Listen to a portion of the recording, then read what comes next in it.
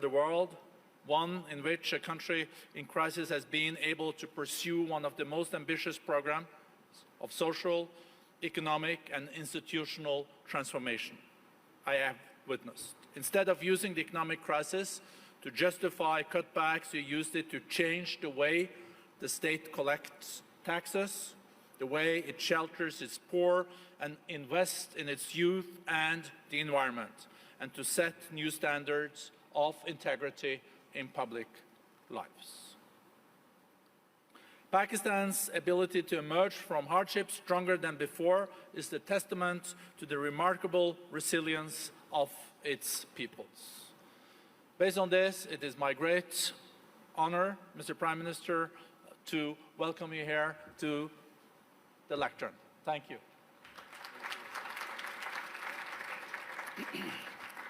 Thank you very much. First of all, I would like to thank the World Economic Forum for providing me this opportunity to speak to world leaders, business leaders, media people, to give the Pakistan perspective to the world. So I want to thank you specifically for that. Let me just start by saying that I am almost as old as Pakistan.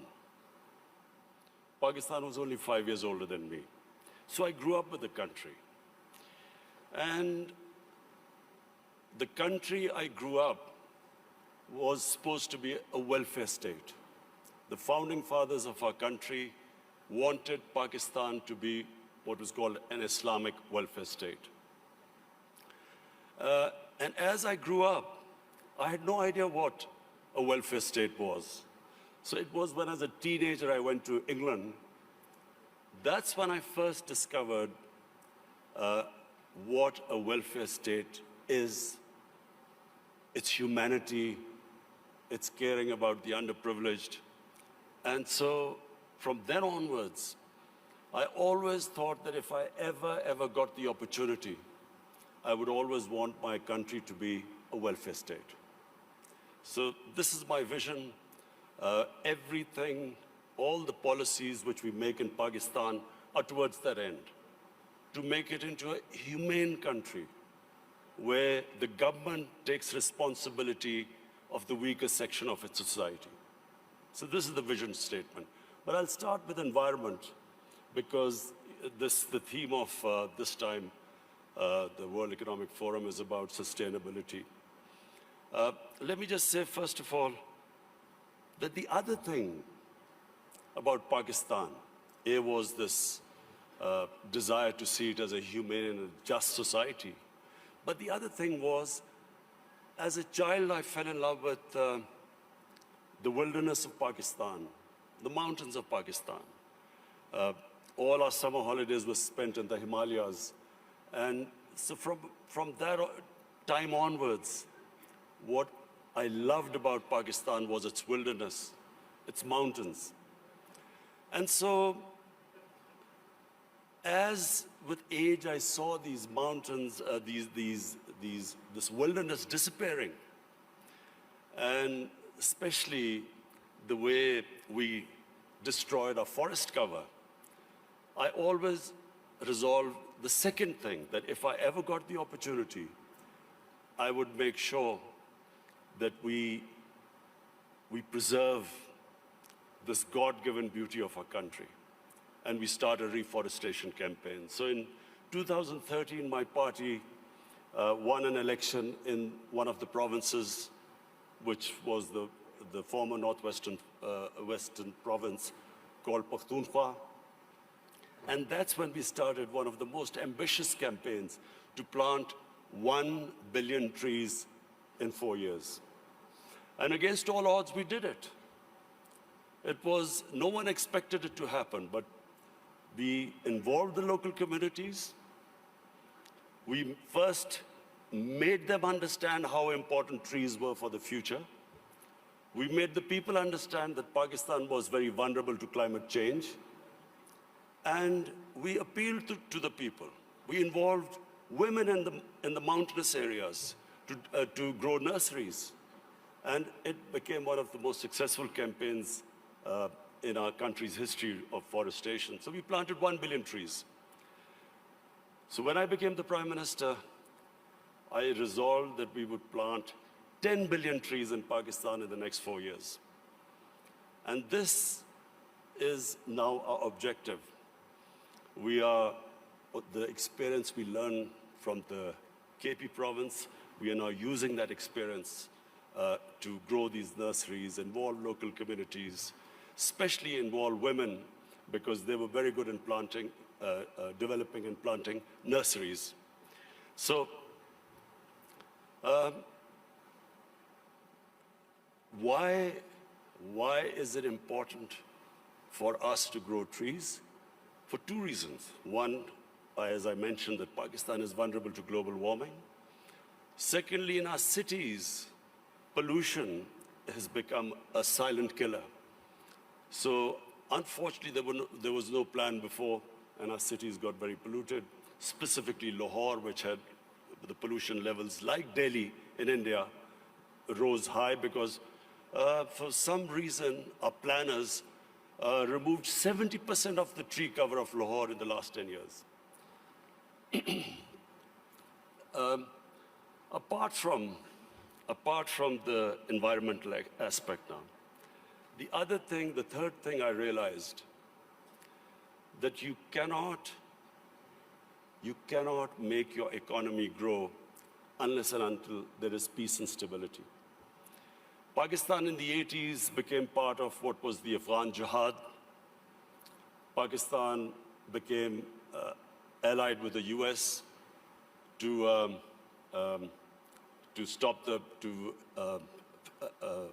fight for the freedom in Afghanistan from the Soviets. We had militant groups in Pakistan trained to do guerrilla activities in Afghanistan. Once that ended, once the Soviets left, we were left with the militant groups, and Pakistan suffered the consequences.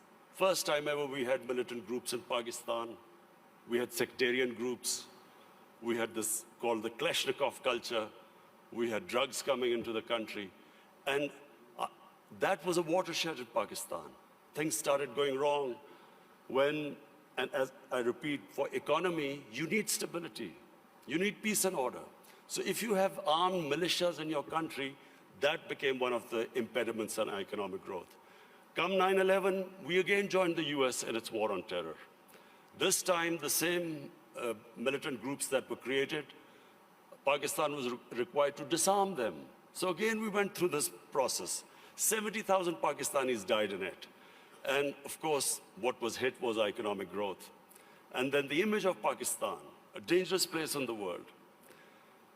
So when I assumed power, my government decided that from now onwards, Pakistan will only partner another country in peace. We would not become part of any other conflict. We would not join any country in its conflict. And since then, we have played our part. We have tried to ease tensions between Saudi Arabia and Iran. I also tried to, between the United States and Iran, we tried to do our part, play our part in easing tensions. In Afghanistan, in the peace process now, Pakistan is partnering with the United States to get the Taliban to talk to the Afghanistan government. It is the nearest we are to some sort of a peaceful solution in Afghanistan. The third issue, economics. When my government came into power, as you mentioned, we inherited the worst economic crisis in our history. The biggest current account deficit, the biggest fiscal deficit, where almost reserves which would have lasted a month. Since then, I must pay tribute to my economic team. And of course, we took very tough decisions. I have been in public eye for 40 years, but the sort of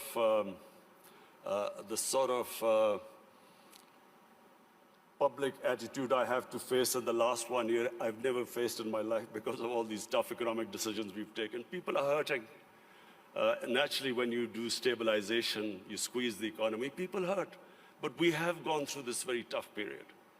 And mercifully, our economy stabilized. The rupee that was falling, it's now, in fact, in the last few months, it's gained a bit. Our stock market has gone up. Investment in Pakistan year to year has gone up by 200%. So things are we are in the right direction, although I have to say we still have a lot of hard work to do. This year now, we are looking towards economic growth.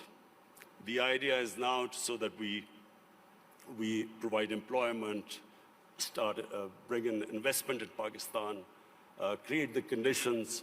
And I'm happy to say that in 1 year, according to the World Bank, that index of ease of doing business, Pakistan went up 28 points in the ease of doing business. We were in the top 10 countries, which made the biggest improvement. What are the advantages of Pakistan? Number one is our population. We are 210 million people. 60% of Pakistanis are below the age of 30. This is the real strength of Pakistan. Unfortunately, we have neglected this young population because we did not concentrate on skill development, equipping them to employ themselves, become entrepreneurs, provide young people to the industry. But now we have started a program of skill development. We have partnered World Economic Forum in this, this program of Skill Gap, and we have laid a huge amount of money for startups, young people, encouraging them to start their own businesses. This is the first time we've done apprenticeship. We are encouraging industries now to employ young people. So this is really a big source. This is a big resource which will, we hope, one day lift Pakistan. The other advantages Pakistan have, number one, is our mineral wealth. Sadly, untapped. Pakistan is sitting on one of the most precious gold and copper reserves. Unfortunately, we've had a few issues, so these reserves have remained untapped, but we have enough reserves that we can pay off all our foreign debt. We also have one of the largest gold reserves. We have rare earth minerals. We have unexplored gas reserves. So the whole government attention now is to develop these resources. We also have very fertile agricultural land. Unfortunately, the practices which we have done, we have not really explored this potential. Our productivity is one of the lowest. So for that, we have got help from China. China has been in the CPEC, what is this, the Pakistan-China Economic Corridor. We have in that got China to help us in developing the productivity of agriculture sector. And this is, I think, one area where Pakistan can make strides very quickly, because we do have fertile land. Unfortunately, as I said, our productivity is very low. And finally, my vision of Pakistan stems from its strategic location. Pakistan is strategically placed, probably one of the most fortunate positions in the world. On the one side is China, one of the fastest growing markets, and of course, closely allied to Pakistan. Then we have energy reserves in Central Asia. And the moment there's peace in Afghanistan, we then have access to all the markets in Central Asia. Then we have Iran, and hopefully, if things settle down, Iran also, the more we trade with Iran, both countries will benefit. The biggest neighbor, second biggest neighbor is India. Unfortunately and sadly, the situation between India and Pakistan is not what it should have been. There are various reasons, and I won't go into it right now. This is not the right forum. But the moment Pakistan and Indian relationship becomes normal, trade starts between the two countries, then one can imagine the location, the strategic location of Pakistan with China on one side, India on one side, and then countries with excess energy on the western side. I am someone who believes that in Pakistan, the moment we get our governance right, that is the real issue. Sadly, our governance, in the past 30 years, the way our governance deteriorated, that was one of the biggest reasons that we have not been able to fulfill our potential as a country. The country has tremendous resources, young population, strategic located. All now, from now on, my government's biggest challenge now is how we can improve our state institutions, so we can improve our governance, so we can tap our potential. Thank you.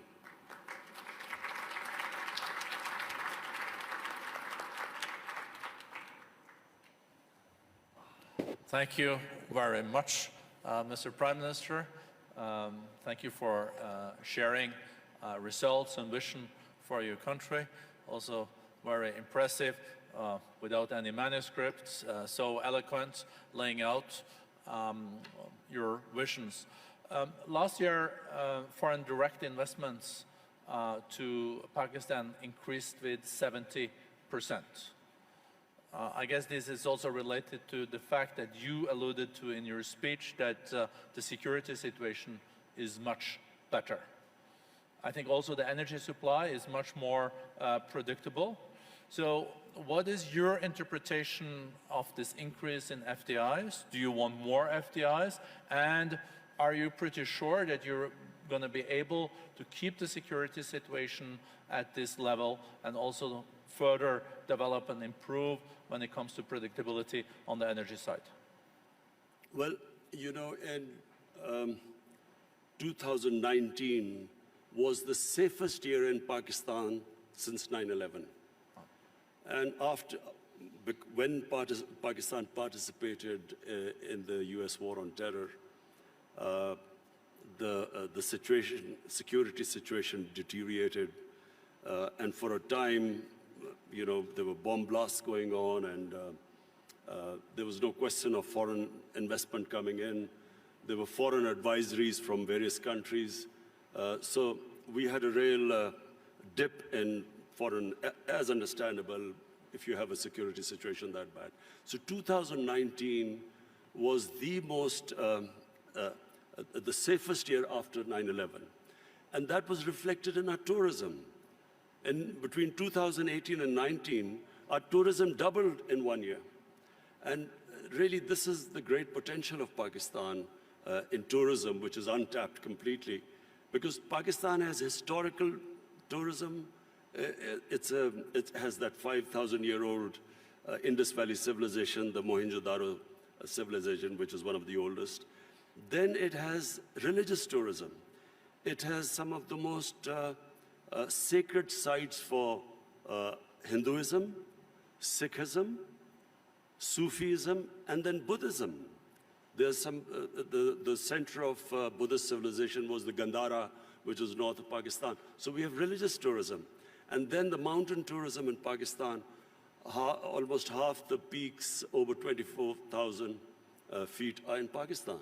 So it is untouched as yet, and our concentration for providing jobs to people and improving the growth rate is now on tourism.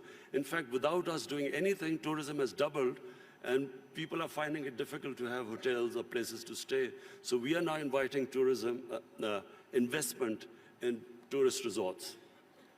So maybe I'm at least one of the few Norwegians that have visited up in the Swat Valley. It's beautiful, and you also have beautiful other places. I think Swat Valley used to be the honeymoon place, even in Pakistan. Is it now also, you see tourism also in these areas where the Pakistani Taliban used to run, and you're not concerned that Pakistani Taliban can come back, and you're pretty sure that this is on safe footing? You see, In Pakistan now, virtually there's no terrorism in Pakistan, and I have to pay tribute to our security forces. They did such a brilliant job, and it was for a while, we went through a really difficult period, but thanks to them, there is hardly any terrorism. I mean, you have the odd problem, but that you have anywhere in the world. Problem now is we need peace in Afghanistan and stability. Whatever terrorism now comes into Pakistan every now and then is from Afghanistan. And that's why this peace process in Afghanistan is very important. The quicker Afghanistan settles this peace and stability, it's not just only good for Pakistan from the terrorism point of view, but also the connectivity to Central Asia, and which will benefit both Afghanistan and Pakistan. Are you, Mr. Prime Minister, optimistic that there can be a deal between Taliban and the government in Kabul? Americans are very much involved in this. You're also contributing.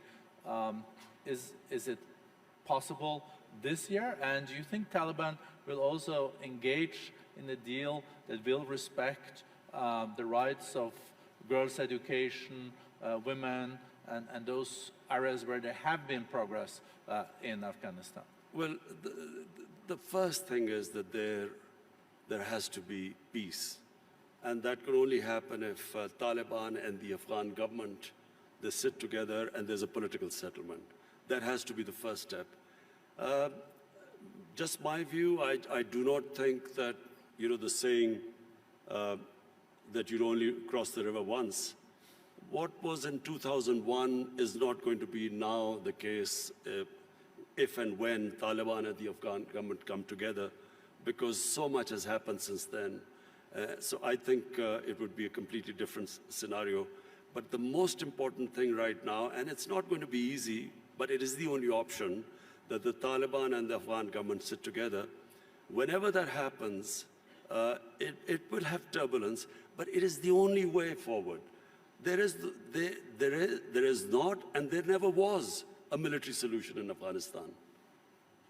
Mr. Prime Minister, as you also alluded to and mentioned, you have also initiated initiatives to have Saudis and Iranians de-escalating and trying to establish dialogues. You are able, as a nation, to have pretty good relations, both Iran, Saudi Arabia, UAE, and other Gulf states. If you look at the escalation that we have seen lately, some people even talk about this Middle East being at an inflection point, and there is no way back, and there are those that are more optimistic that there will be a de-escalation. You will continue to contribute in that process, and how do you see that unfolding in the year to come after Americans killed General Soleimani and etc.? Is U.S. deterrence back in the region? Are you short-term, medium-term optimistic on de-escalation, or is this something that really keeps you up at night? Look, let me just, first of all, make a statement. I do not understand why countries go to resolve the differences through military conflicts. Because whenever, and this is just in our lifetime we've seen this, the moment you start a military conflict, you don't know where it is going to go. You can start a conflict, you don't know when it will finish. And then it has unintended consequences. So we have seen in front of our eyes Pakistan joining the US war on terror, and I was the one who was objecting to it. I was openly against it, and I thought Pakistan should have stayed neutral. It should not have become partisan, because Pakistan had nothing to do with 9/11. There were no Pakistanis involved. Al-Qaeda was in Afghanistan. And I remember then President Musharraf telling us, it's only a matter of a few weeks. So 70,000 people dead later, 10 years later, over $100 billion lost to the economy later, finally we realized we had made a mistake. And the US and Afghanistan, I mean, 18, 19 years of this war and $1 trillion down the drain. So I do not think this is a way to resolve issues. And the worst thing that could happen is if there's a conflict between Iran and the US and its allies, it'll be a disaster. It'll be a disaster for us, Pakistan, it'll be a disaster. It'll be a disaster for the developing world because the oil prices will shoot up. Already we are trying to barely manage our budgets and our current account situation. Suddenly everything will be offset. It'll cause poverty in the world. And God knows how long it will go on. So, you know, we in Pakistan pray that this does not happen. We have tried our best. We've already talked to Saudi Arabia, Iran, the United States. I spoke to President Trump yesterday, and I told him that this would be a disaster for us if this war starts. Did he agree? He didn't say anything. You can share with us. It stay in this room. No, I'm serious. He didn't say anything. But I think I think he understood, because this would be, in my opinion, it'll be insanity, because just Afghanistan is still not resolved, and you know, Iran would even be a bigger problem. Mr. Prime Minister, you also underlined, coming back to the more domestic opportunities and challenges in your country, this accelerator that we have agreed on skills and upskilling and reskilling between the World Economic Forum and Pakistan. I think there is a huge potential. I think the youth bulge, the youth of Pakistan is a huge opportunity. How important do you think education is in this context, and how do you look at the national curriculum and the madrasas and the importance of teaching world-class math and sciences? You know, the tragedy of my country, because as I said, I grew up with my country, and in the 60s, Pakistan was the most exciting thing happening in Asia. It was the fastest growing country. We were moving fastest towards industrialization, our universities. I think your GDP was even higher than India's per capita, wasn't it? It's certainly, our industrial production was more than the 4 Asian tigers put together: Indonesia, Malaysia, Thailand, and Philippines. So it was, you know, the fastest growing country.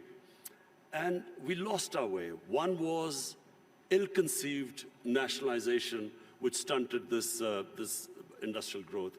We could have you know, done what China did. They created wealth, and then they used the wealth to lift the bottom tier of the population.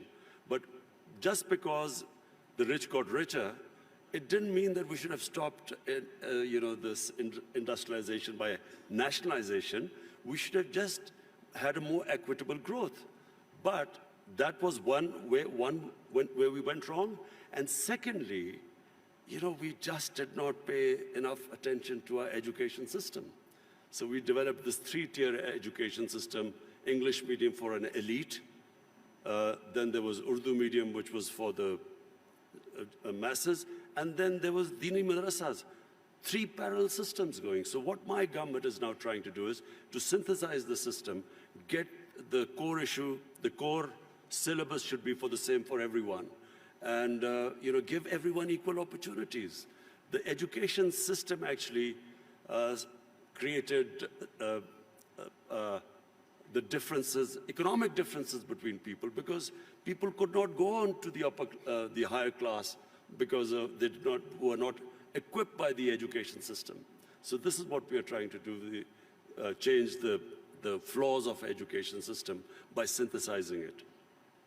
Thank you very much, Prime Minister. I see the time is out. I would have liked to continue this conversation. I think we're all very impressed with the reform agenda. We're seeing economic growth is being back. We see the foreign direct investments are there. So thank you for sharing this with the community. Well, economic growth is still coming, hopefully this year. The economy is stabilized. The growth is the second thing. As I said, I've never been insulted so much. Not insulted is not the word, but lacerated by the media.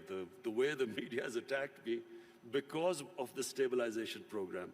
But this now, 2020, is the year we want to lift our growth rate and provide jobs to our young people. And I think you can also rely on the Davos community when it comes to supporting your agenda for reforms in your country, so you get back growth and a more inclusive growth. Thank you so much, Mr. Thank Prime you.